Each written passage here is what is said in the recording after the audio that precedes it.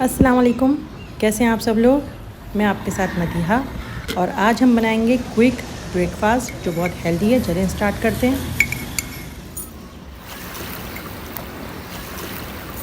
हमें चाहिए roasted oats,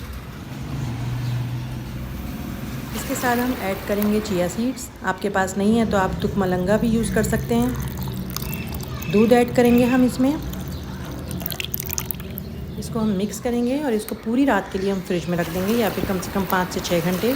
लेकिन अगर आपको उसी वक्त खाना है तो आप इसको चूल्हे पे पका सकती हैं 3 से 4 मिनट और ये रेडी हो जाएगा।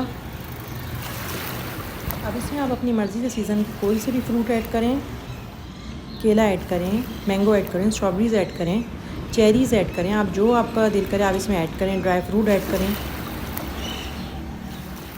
अगर आपको बिल्कुल हेल्दी ब्रेकफास्ट लेना है तो आप इसके अंदर शहद ऐड करें, और नहीं तो आप इसमें मैपल सिरप भी यूज़ कर सकते हैं, आप चीनी भी यूज़ कर सकते हैं, आप इसमें जो चाहे यूज़ कर सकते हैं।